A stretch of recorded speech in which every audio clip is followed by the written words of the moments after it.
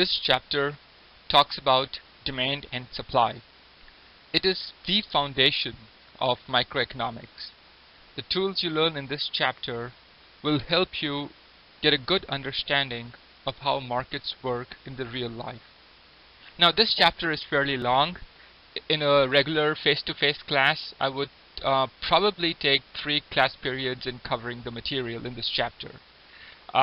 Consequently, in this online format, I'll divide the chapter into 2 parts. So in the first part, we'll just talk about demand and supply individually, and the second part, we'll bring them together. Before we begin, let us just have some definitions out of the way. The first definition that we'll see a lot in this class or in this course is of a market. Now, market is basically a group of buyers and sellers of a particular product. So when I talk about market, I'll be referring to a specific product. Market for cell phones, market for pizza, market for ice cream. So we will focus on specific products.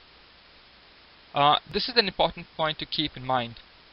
Later on, we may focus on the market for pizza, but we want to see the impact of a change in the price of hot dogs or hamburgers.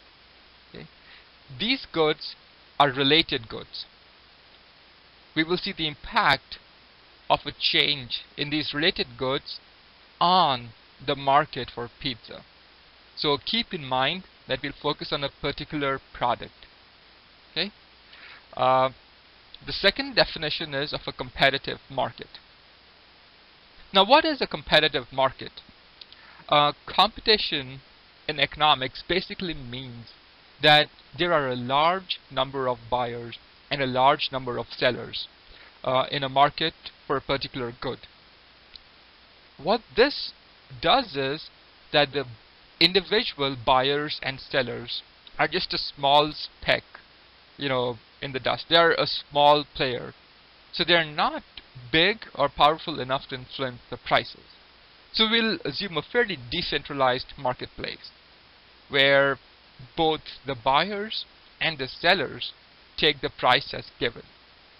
At that price, if a buyer wants to buy something, they will go ahead and buy it. At the market price, if the sellers are willing to sell, they will go ahead and sell. But individually, they cannot influence the market prices.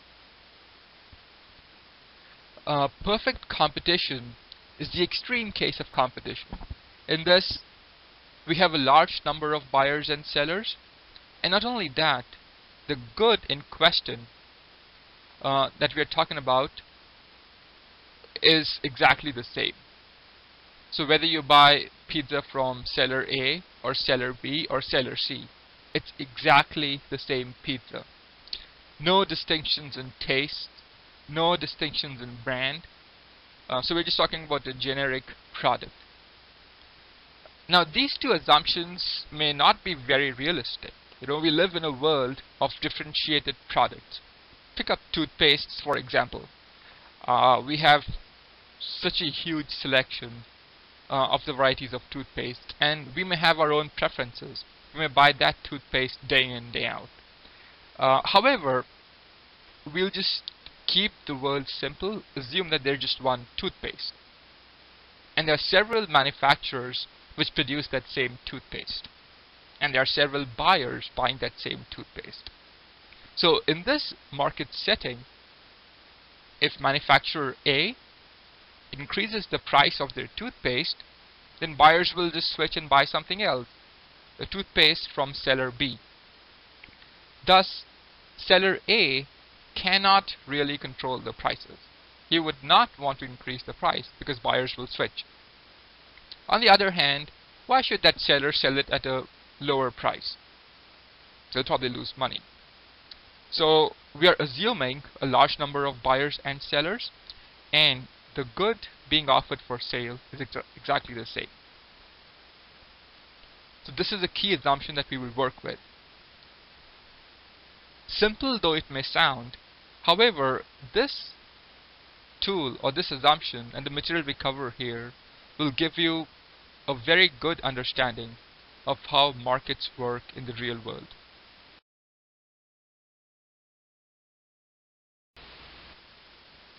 So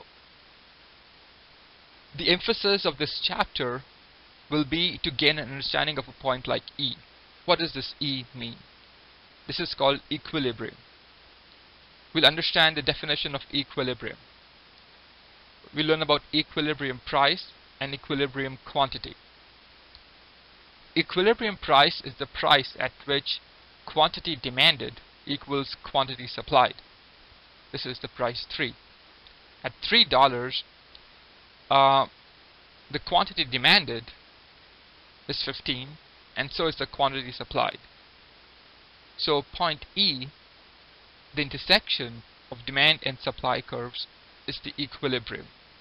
So this graph is what we'll aim for. Okay? To begin this analysis, we'll initially focus on the demand curve D. Now recall the tutorial that you went through in Applia. The first tutorial talked about demand. Demand comes from the behavior of buyers. Recall the definition of quantity demanded.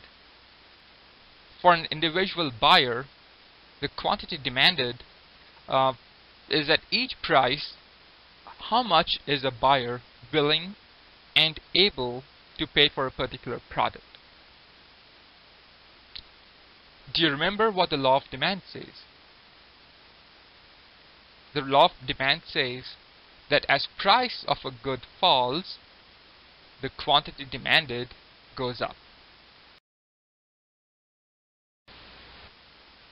Just briefly, I'll just go over the material again, but very briefly. If you recall, this is a hypothetical demand schedule for ice cream cones.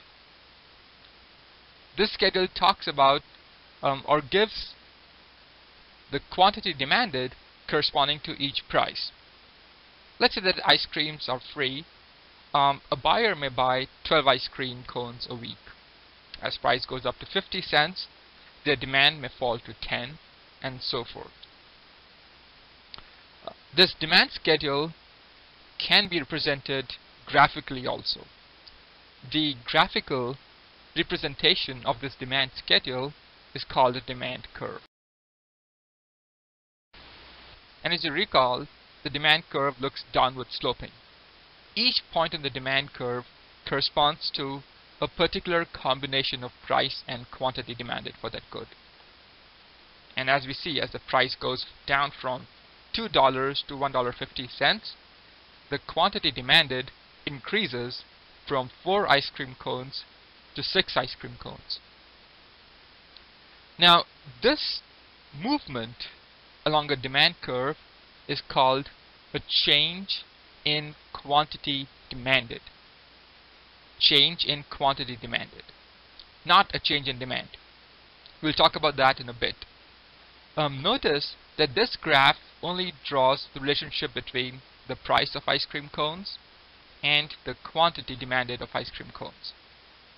Now, as you may know, price is not the only factor that affects your demand for ice cream cones.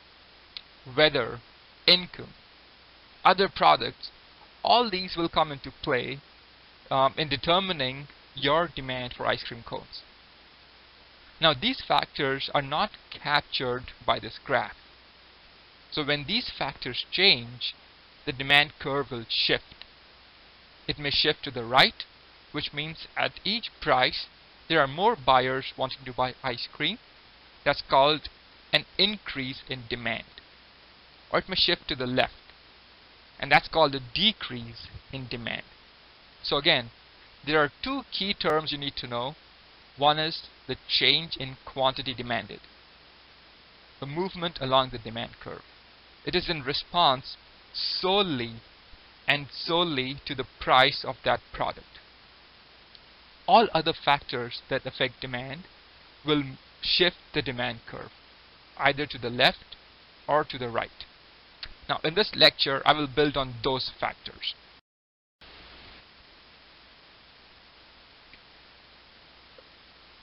You have a demand curve for ice cream, so do I, so do your classmates. Let's say that we ask each one of us at each price, how many ice cream cones will you buy? And we add that number. Now when we add individual demands, what we get is a market demand curve.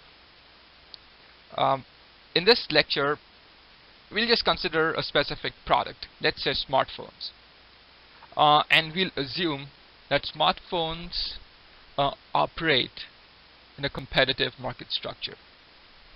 So what we're saying is that there are a large number of smartphone providers and there are a large number of buyers. Buyers don't distinguish between different kinds of smartphones. It's just a generic smartphone. So no distinction between Android OS or Web OS or Palm OS or Windows. It's just a smartphone. Of course, this is a simplifying assumption. But as I said before, this will really give us a good understanding of the behavior of buyers and sellers in a market setting.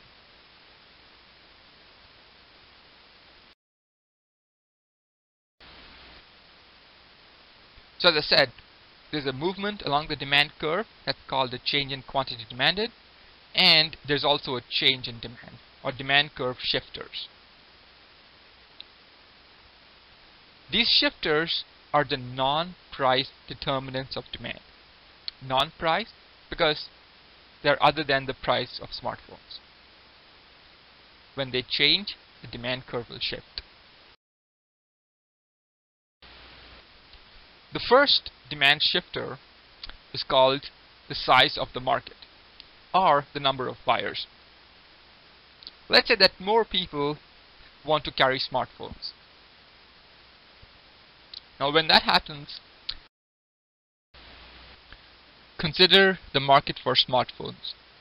The y-axis gives the price in $100 and the x-axis gives the quantity demanded in 10,000 units. Initially when the price is $600, let's say 60,000 smartphones are demanded.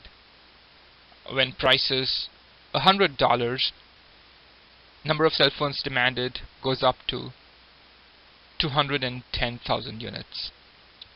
Now let's say that more buyers buy smartphones at each price. What this will do is it will shift the smartphone's demand curve to the right. At each price we have 50,000 new buyers entering the market. When the price is $600, we will have, let's say, 110,000 buyers entering the market, and so forth. So this shifts the demand curve of smartphones to the right. So this is a change in demand, as opposed to the change in quantity demanded, which is merely a movement along the original demand curve caused by a change in the price of that good.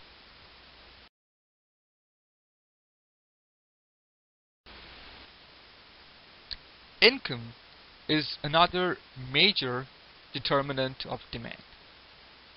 As buyers' income goes up, typically they will demand more of the good.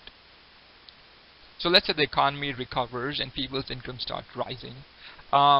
More people may now want to have smartphones because they have more income at their hand, or more disposable income. When income goes up, demand for smartphones will go up. As a result, the demand curve will shift to the right. Now, is it always true that when income goes up, the demand for that good will increase?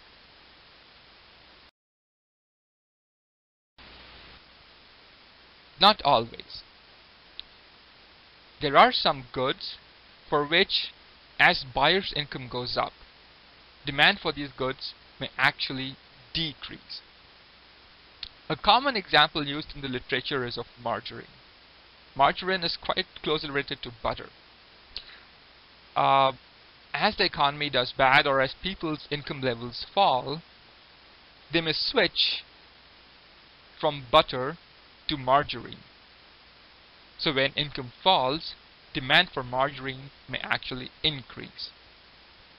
As income levels rise, people may switch back to butter, so the demand for margarine may decrease. So these goods which display this opposite behavior in response to income changes are called inferior goods. Now, a quick question. Can the same good be normal and inferior? Well, if you look at the aggregate demand, no, because the aggregate demand is a summation of individual buyers and sellers. However, it's possible that for some buyers, a good may be an inferior good, and for some other buyers, that same good may be a normal good. Consider red box DVD rentals, for example. If my income goes up, I may rent less movies from Redbox. I may just get a cable subscription or on-demand TV, or I may get a Netflix plan. So I'm not going to the store every day to return the movies. So as income goes up, some buyers may demand less Redbox rentals. On the other hand, for some buyers, as their income goes up, they may just want to rent more movies from Redbox. So Redbox rentals can be a normal good for some and inferior good for others.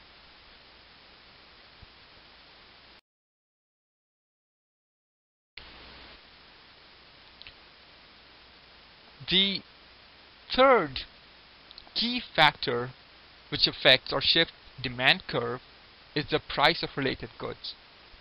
Now, related goods come under two categories. Substitutes are goods between which you can switch. You don't care if you have one or the other. An example is, in our smartphone market, could be a dumb phone or non-smartphones. These days, even the dumb phones are fairly high-tech. They have a touchscreen, they may have calendar, they may have a fully functional web browser. So they may give you pretty much everything that a smartphone will give to a casual user.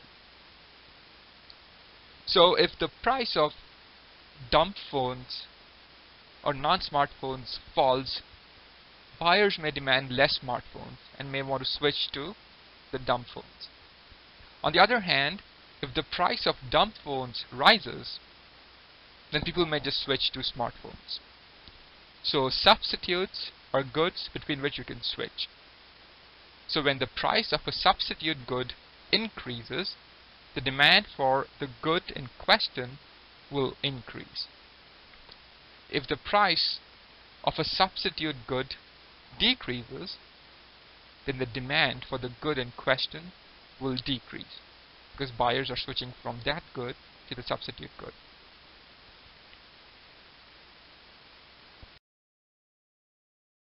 The other category is called complements.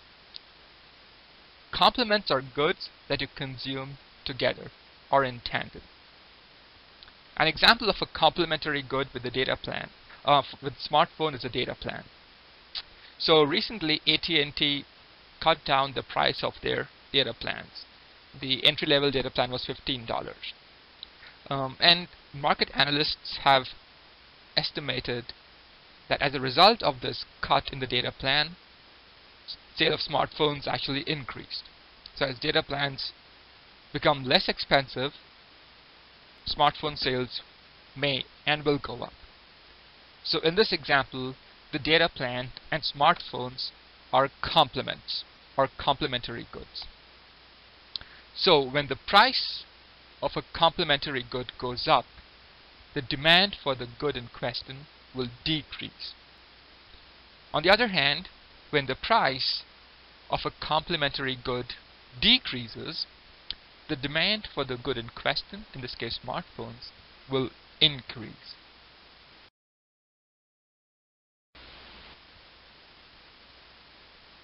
A fourth factor that affects demand is tastes and preferences, and other factors like quality, perception of a certain good.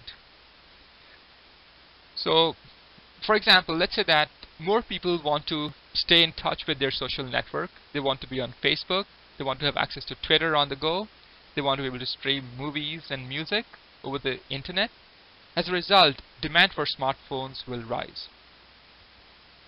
If smartphones become a status symbol, then again the demand for smartphones will rise. If smartphones can do a lot of functions which a PC can, if they can edit documents on the go, it's like carrying your office with you. Demand for smartphones will rise. All these factors like quality, taste, and preferences, they will affect the demand curve for smartphones. Demand will either increase or decrease. Finally, the last factor that affects demand or shifts the demand curve is the expectation that buyers have about future prices. For example, let's say that buyers expect the availability of fairly competitive prepaid data plans in the near future. As a result, they may buy less smartphones now and wait for these other services to be provided in the future, and then go ahead and buy smartphones. So buyers keep a pulse on the market factors or market conditions when they are deciding about making major purchasing decisions. Another good example is the Cash for Clunkers program. This program was being debated in the Congress even before it was launched. So maybe 3-4 months before it was launched. Buyers who got wind of it knew that they could trade their car in and kind of get a price cut on the new car that they would purchase. So they held off on buying new cars till the bill was passed. So in the expectations of a future market change, in the expectations of a drop in price of that good, buyers may cut back the demand now and buy more at a later time when the price of that good has actually fallen.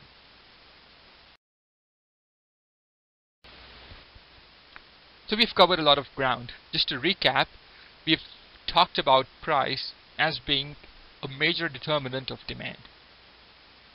When price of a good changes, quantity demanded changes. It is captured by a movement along the demand curve.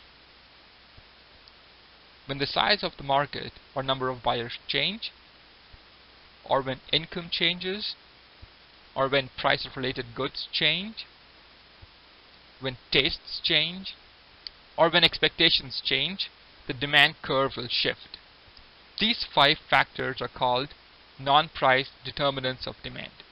A change in these factors shifts the demand curve. An increase in demand means that at each given price, there are more buyers buying that good.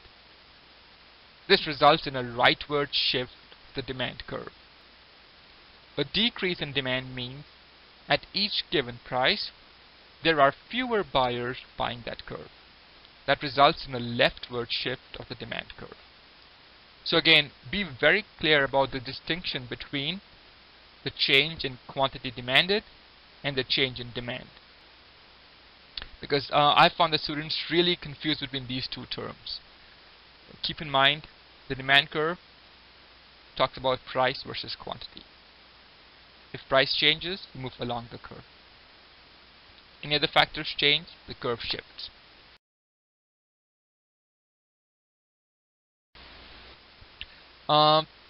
Let's quickly work on this problem. Consider the market for music downloads. So again, we're focusing on the market for music downloads. Let's try to figure out what happens to the demand curve for music downloads in each of these scenarios. The price of iPods fall.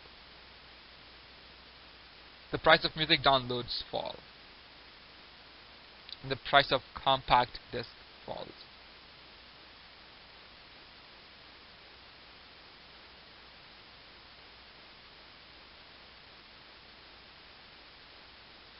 This is also a good time to take a break and stretch and draw.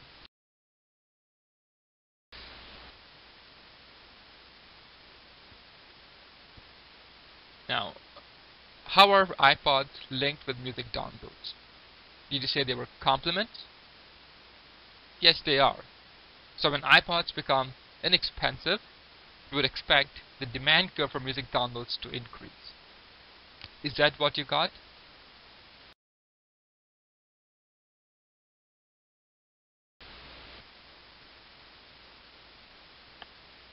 The second was price of music downloads falls. Now, remember the demand curve talks about price of a good and its quantity. So did you have a movement along the demand curve or a shift? You should have a movement along the demand curve.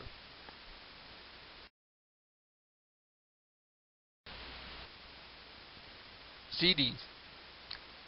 How are CDs related to music downloads? They are substitutes.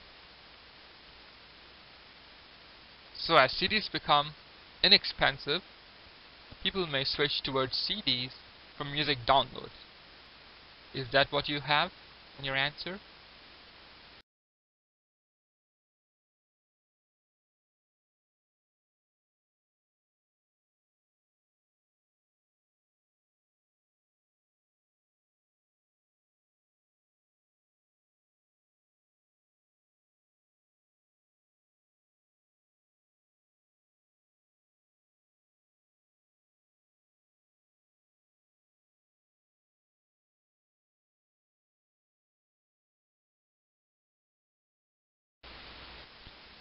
Let's now move on to the supply curve.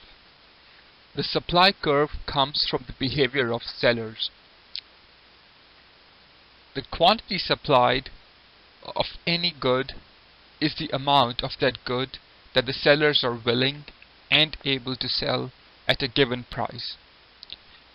Recall from the tutorial that the law of supply says that as the price of a good rises, the quantity supplied of that good rises, other things being the same. In other words, the supply curve captures a seller's bottom line price. The bottom line price is the lowest price that the seller is willing to accept for the good. So in this example, consider a typical or hypothetical supply curve for coffee. On the y-axis we have the price, and on the x-axis we have the quantity. Corresponding to each price and quantity combination, we can plot the points on the graph.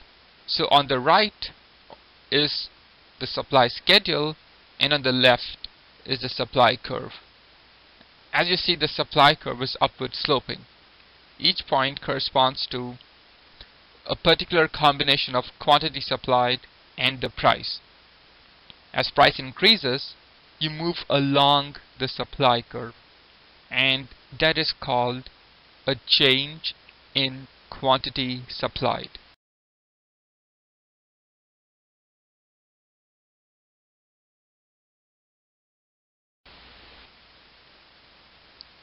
Just like the demand curve, the market supply curve comes from individually summing all quantity supplied by sellers at various prices. So for example, in this market, let's say we have only two sellers. The market supply at $3, for example, is the sum of the individual supply at that price, so 15.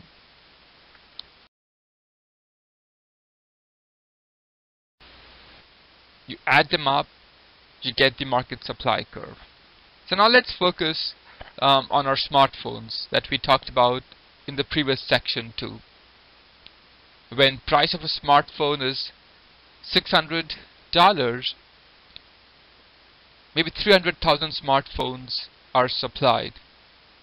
As price drops to $100, only 50,000 smartphones may be supplied.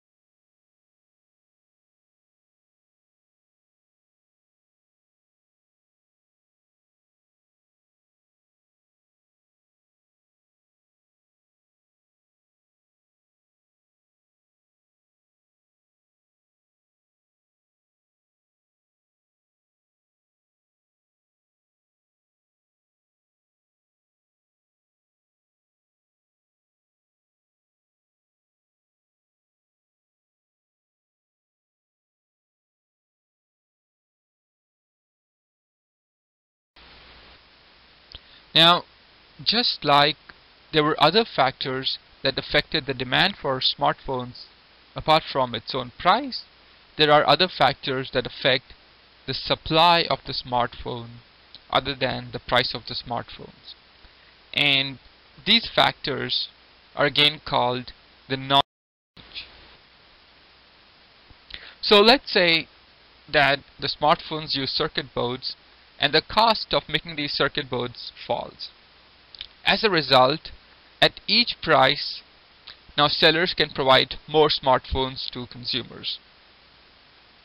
So this will result in an outward or a rightward shift in the supply curve.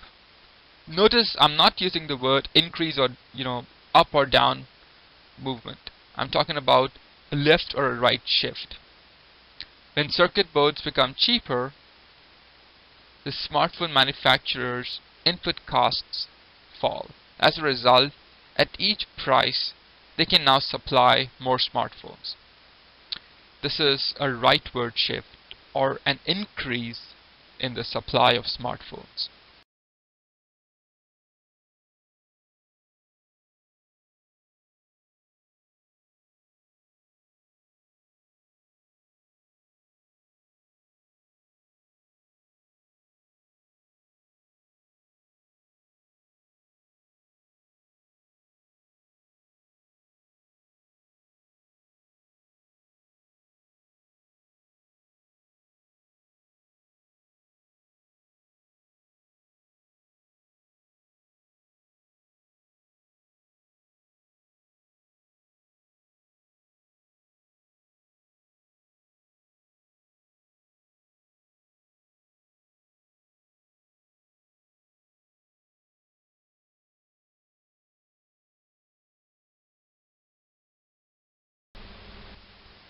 So far, we have seen the effect of the change in number of providers and a change in the input cost on the supply of smartphones. If input prices fall, the supply of smartphones shifts to the right. It also shifts to the right when we have more providers selling smartphones.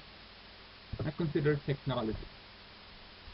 Suppose there is a technological progress on the software side, which enables smartphone manufacturers to use less resources for the phone to run. Now this can enable them to provide leaner, less circuit-heavy smartphones. As a result, the cost of making those smartphones will fall. And at each price, cell phone or smartphone providers will be willing to supply more smartphones. Expectations also play a role in affecting the supply of smartphones. Let's say in a few months, because of a law of Congress, Wi-Fi access will be made free nationwide. Now, in anticipation of this Wi-Fi access, smartphone manufacturers would expect the demand for smartphones to increase because a lot of smartphones are equipped with Wi-Fi. So in anticipation of this strong demand in the near future, smartphone manufacturers may cut back on the supply of smartphones today and sell more of them when demand becomes more robust. So in anticipation of stronger demand in the near future, sellers may cut back on supply now and wait for demand to pick up and then supply more. So all these factors will affect the supply of smartphones in the sense that they will shift the supply curve.